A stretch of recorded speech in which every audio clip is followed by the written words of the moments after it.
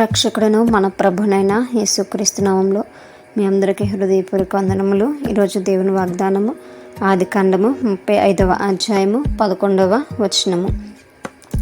మరియు దేవుడు, నేను సర్వశక్తి గల దేవుడును, నీవు ఫలించే అభివృద్ధి పొందుము, జనముల సమూహమును నీ వలన కలుగును, రాజులను నీ గర్భవాసమున పుట్టెదరు. హల్లెలూయా. మరి యాకోబుని దేవుడు దీవిస్తున్నటువంటి విధానం. మరి యాకోబు తన అన్నని ఎదుర్కోవడానికి వెళ్తున్నటువంటి సమయంలో మరి అక్కడ పారిపోయినప్పుడు దేవుడు కనిపించి మాట్లాడుతున్నటువంటి మాటలు. మరి దేవుడు ఇక్కడ యాకోబుని దీవిస్తున్నట్టుగా మనం చూస్తుంటాం, ఆశీర్వదిస్తున్నట్టుగా మనం చూస్తుంటాం. మరి దేవుడే తాను చెప్తున్నాడు, నేను సర్వశక్తి కలిగినటువంటి దేవుడని. హల్లెలూయా. మరి నిజమే, మనము విశ్వసిస్తున్నటువంటి దేవుడు సర్వశక్తి కలిగినటువంటి దేవుడు. సర్వమును కూడా ఆయన అధికారంలో ఉన్నాయి. ఆయనకు తప్ప మరి ఈ యొక్క సర్వము పైన అధికారం మరి ఎవ్వరికి కూడా లేదని ఇక్కడ తెలియజేస్తున్నట్టుగా మనం చూస్తూ ఉంటాం. మరి ఆయన అంటున్నాడు, నువ్వు ఫలించి అభివృద్ధి పొందుము అని. మరి యాకోబుని దీవించినటువంటి దేవుడు మనల్ని కూడా దీవించడానికి సమర్థుడు. మరి మనము కూడా ఫలించి అభివృద్ధి పొందాలనేటువంటిది దేవుని యొక్క ఆశయం ఉన్నది. మనము మన యొక్క జీవితాల్లో మనము ఫలముల దేన్ని కలిగి ఉండాలి. ఆత్మ ఫలమును మనం కలిగి మన యొక్క జీవితం మనము అభివృద్ధి అనేది పొందాలని దేవుని యొక్క వాక్య భాగం తెలియజేస్తుంది. ఆత్మీయంగా మన అభివృద్ధి అనేది చెందాలి.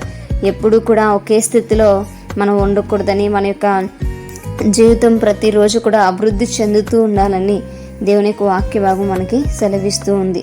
అదేవిధంగా జనముల సమూహమును నీ వలన కలుగును, రాజులు నీ గర్భవాసనంలో పుట్టెదురని దేవుడు గొప్ప వాగ్దానం ఇక్కడ యాకోబుకి ఇచ్చినట్టుగా మనం చూస్తాం. మరి నిజమే, యాకోబుకు మరి రాజులు మరి యాకోబు యొక్క కుమారులుగా మనం చూస్తుంటాం కదా.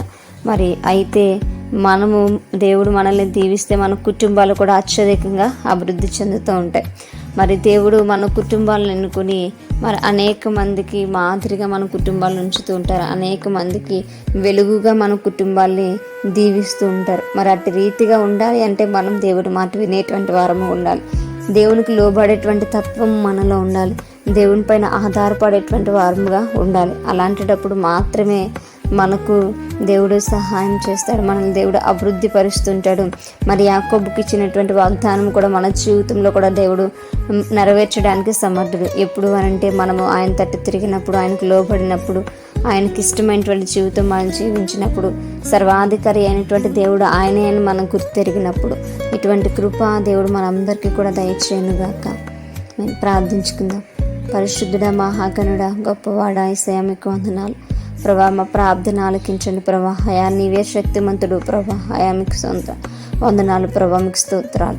అయా నా తండ్రి, నా ప్రభా, మేము నాయన ఆయన తండ్రి నాయన మమ్మల్ని అభివృద్ధి చెందించమని ప్రభా. అయా తండ్రి నీ చిత్తమును మా కుటుంబాలు నెరవేర్చమని ప్రభా. యేసయ్యా అయా నా తండ్రి యేసు మేము ఫలించేటువంటి వారముగా, అభివృద్ధి చెందేటువంటి వారముగా ఉన్నట్టుకుని సహాయం దయచమని మీ కృపచేత నా తండ్రి మా అందరినీ నా ప్రభా ఆయన నడిపించమని ప్రభా వేడుకుంటూ ప్రార్థన దయచేసి మీ పాదశాన్ని చేర్చుకోమని యేసయ్య అతి పరిశుద్ధ నామములో అతి మిక్కిలి వినముగా బ్రతిమలాడి వేడుకుని పొందించున్నాం మా ప్రియ పరలోకపు మా కన్న తండ్రి.